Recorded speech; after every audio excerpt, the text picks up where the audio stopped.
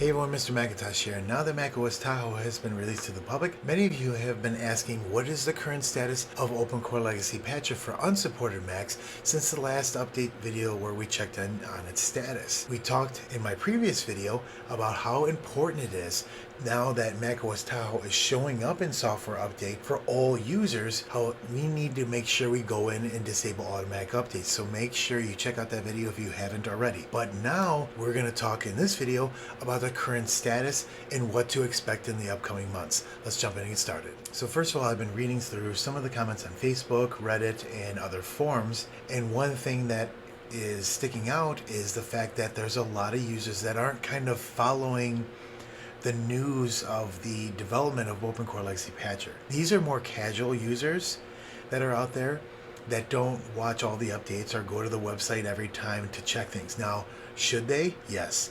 And when they install macOS Tahoe and it doesn't work, they're going to find themselves in a big problem, and then they're going to go look for help, only to find out that macOS Tahoe is not supported by OpenCore Legacy Patcher. When I do these update videos like this, I try to also reach new users, but keep in mind I know many of you are veteran users and you already know these things. Kind of like what we talked about in my previous video of disabling software updates. You guys know that and you're already prepared and you're not going to have any problems. But again, for more casual users, we need to kind of set the stage for how the development works. Now, the last couple of years for macOS Ventura, macOS Sonoma, and macOS Sequoia, we've been lucky that the developers worked so hard during the beta process over from WWDC until it was released in September, day one support. But unfortunately, since macOS Tahoe is the final release for Intel Macs, and also it only supports T2 Macs. All that support for non-T2 Macs was stripped out because it's not needed anymore, causing additional issues.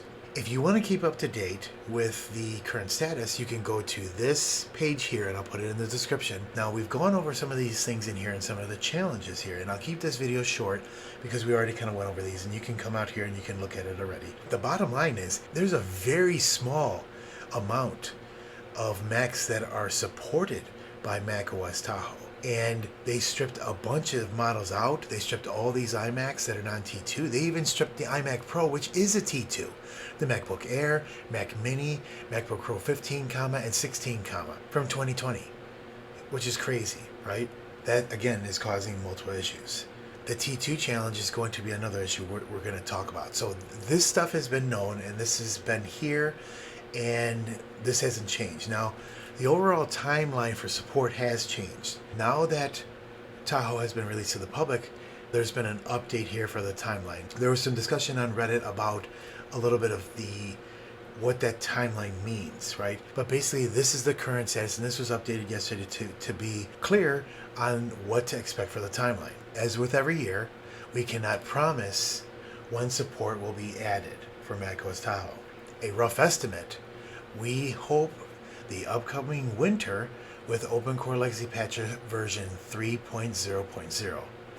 Now, this is important too.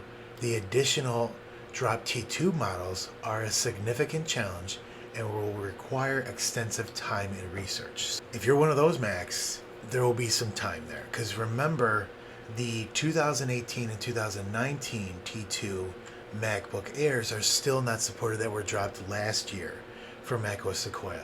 So you can understand some of the difficult things that will have to be overcome by the developers.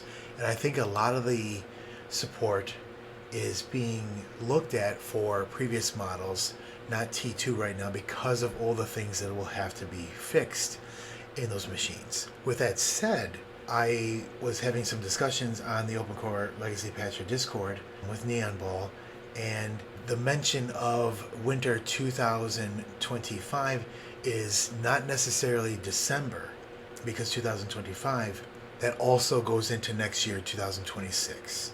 So one rough estimate that was given was 6 months from the release of macOS Tahoe. So if we take a look at the calendar here, that puts us right into possibly around February of 2026, and that's still considered the winter, right, until we get into spring later. Could it be done sooner? Sure.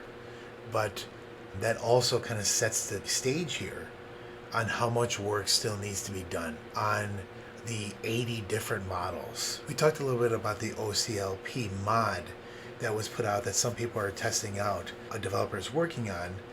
And the problem with what the developers here are doing is they are making sure that when they release this, maybe it's working for a couple models, but there's no way they want to be able to release this unless it's working against a large portion of the models.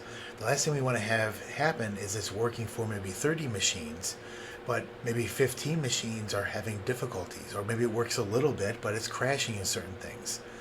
There's so many things that have to be looked at and tested, and that's why they have all these models that they test against. There's a lot of things that have to go on in behind the scenes, and it's important for reliability.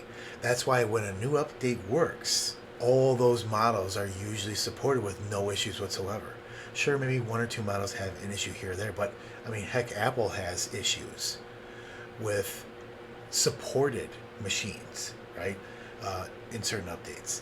So this gives us a better picture of what to look at for macOS Tahoe support. Again, there could be changes, there could be big, huge breakthroughs, but we will have to keep an eye on this. And again, I do not support installing it at all, zero. I don't want you to break your system, and I know it's exciting and it's fun, but let's just let the developers work. Let's concentrate on macOS Sequoia, macOS Sonoma, macOS Ventura, macOS Monterey. Now keep in mind, macOS Monterey and macOS Ventura are no longer supported by Apple for security updates. If you want to keep your Mac secure, macOS Sequoia, macOS Sonoma. If you're looking for the most solid release with security updates, my recommendation is macOS Sonoma right now. If you're running a newer machine, 2014, 15, 16, Sequoia will most likely work for you. So that's it. Let me know if you have any questions in this update video. And I want to know how your install worked. Did you install macOS Tahoe on your supported Mac? Are you holding off on your supported Mac? I'm really curious to know how that is. Are you installing the latest security updates, 15.7 on your unsupported Mac, 14.8? Let me know in the comments. And we've got plenty of video content coming up. I'm looking at creating many how-to videos, especially to help with macOS Tahoe. And we'll catch you in the next video. Thanks.